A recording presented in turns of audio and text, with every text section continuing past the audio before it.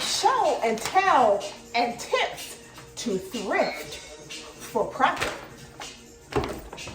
Hey guys, what is up? It is I, the Concrete Catwalk. For those of you who are new to my channel, welcome. I am a reseller that loves all things thrifted, pre-loved, vintage, estate selling, you name it. I love it. For my Catwalkers, welcome back to a new video this Sunday. And for my newly subscribed subbies, thank you so much. So you guys, we are gonna have a little bit of show and tell, a talk about thrifting and how you can thrift for profit. Before we jump into that, let me just say this.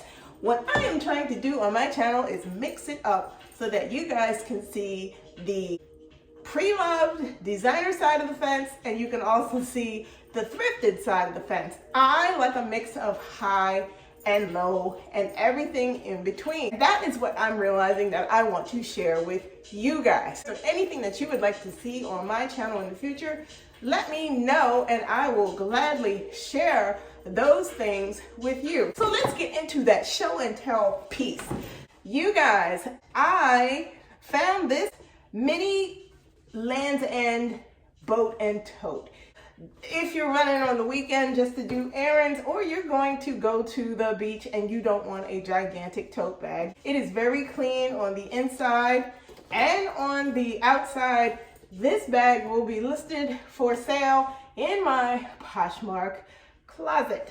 Next item that I am showing you is a mini Longchamp tote bag, super cute. This can hold only the basic of essentials. It has all the markings on the inside. It was made in France, the markings across the back and across the front of it. A color that is workable for this up and coming spring. Let's keep it moving, shall we? The last item I want to show you guys is this Brighton mini tote from their One World by Brighton collection. It has leather handles, it has the silver hardware on it, the perfect size for a runaround bag, easy to carry. It can be carried in the crook of the arm just like the boat and tote can. But this will be listed for sale in my Poshmark closet.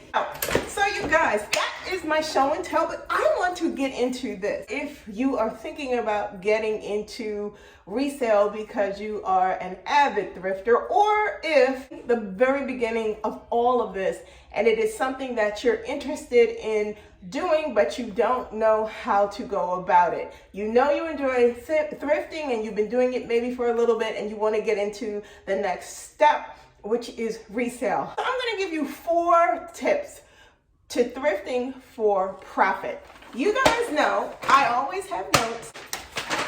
So here we go. So you get into this, you like thrifting, you like finding cute things, you like finding interesting pieces. You're like, well, what should I do? How do I wet my feet in order to sell? The first thing you need to do, you've got all of your goodies that you think you might want to sell.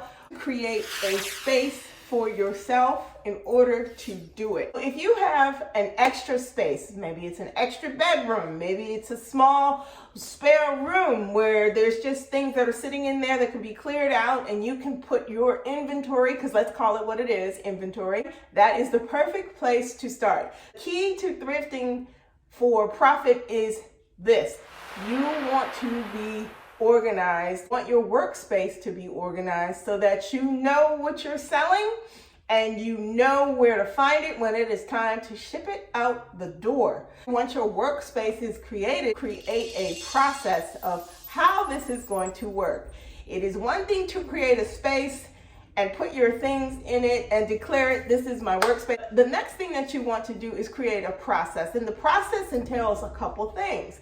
What days you're going to thrift. Are you going to go on Mondays? Are you going to go on Wednesday? Are you going to go on Thursday? Are you going to thrift for an entire week and then the next week is going to be your listing days and it's going to be how you're going to photograph your items? Or is it going to be a shortened situation where you thrift one day, you list the next? Because the other piece to this is you've got to have dedicated time where you can not only after you've sold the item, but have the time frame to get it out the door. Depending upon what platform you are on, and I don't care which one it is, time is of the essence. When the person buys the item, they're expecting that item to be flying out the door and on their doorstep in what is a reasonable amount of time. So you've got to create a process and a flow of how it's going to look from start to finish, from picture to post to ship. One of the things that a process allows is for you to see exactly where you are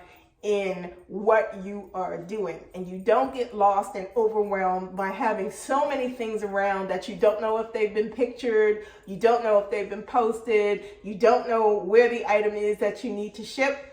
Having a process is everything. When it comes down to your process, you want to get on a schedule or a cycle of how you go about picking up your items and from where you're going to be getting them from. Thrift stores have different days that they have sales, and they have cards that you can use. Is Wednesday going to be the day you go to the Goodwill bins? Is Thursday going to be the day that you go to Savor? Create your shopping schedule so that you know how you're going to replenish and when you're going to replenish, so that it doesn't interfere with the overall process of you've got it posted, someone bought it, and it's time to ship it out. So it's a balancing act. One of the things that I learned from doing reselling initially is that in order to make more, you have to shop more. You pick up 20 items and 15 of those 20 items sell. You've got a deficit of 15 items, which means that when you go shop, you need to be picking up at least 20 to 30 items, so that there is no deficiency in what you have available in your inventory to sell. When people start looking and they keep returning to your platform or your store or your online, it begins to drive traffic of other people. And the last thing that you want to do is be in a situation where you don't have the inventory to support the amount of traffic. Pay attention to how you're selling and pay attention to what you're picking up when you go and you're looking for things to purchase. This is tip number 4. Keep your profit margin high. I'm not talking the price of the item. I am talking in terms of what you are looking for to sell. Some things that are out there that you pick up, they are going to command the price that they command because of what they are. What I had to learn starting, especially as a brand new reseller, it's the item that drives the cost. And if it's something that people are interested in or multiple people are interested in, the item is going to sell itself. And follow my logic on this one. What I'm essentially saying to you is, just because an item is a good deal doesn't necessarily mean that you should buy it. Learn how to spot high quality items even if you are not familiar with the brand.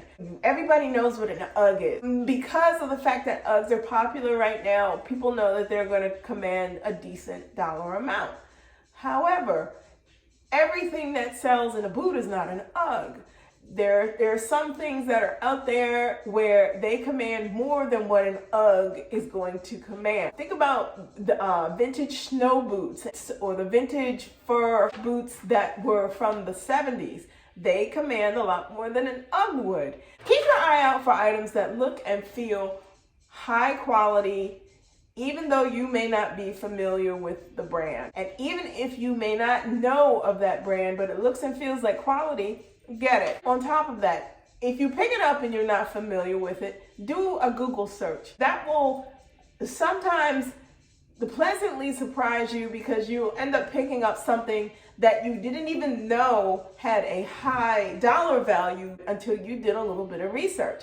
Research is key when you are in resale. So when you pick things up, immediately do the research and start looking at what it is that you have. Those are the things that are going to profit. I'm going to say this. A lot of the times, and I've had it happen to myself, you get into a store and you think that everything that you touch, oh, I can sell it. I can sell it. No, sometimes it is not worthwhile. So that you don't find yourself in a situation where you're constantly selling and less than what you're putting out in the first place. That is what I wanted to share with you this week. Those 4 tips about what to do to thrift for profit. Check out my closet on Concrete Catwalk on Poshmark. If there is anything that you see that you would be interested in, you can leave me a message there and I will get back to you. Follow me on Instagram. I am the Catwalks Concrete on IG. Typically things that I list in my Poshmark closet, I also share on my Instagram. Feel free to DM me there and together we can talk about it and work it out so that you can get it before somebody else does. Like, comment, and subscribe to my channel. If there is anything that you would like to talk about, please leave it in the comments below. I post videos every Sunday. Tap that bell for notifications. So if you do not want to miss out, tap the bell and you will know when I post a new video. Please be safe and I will see you all next Sunday. Bye for now.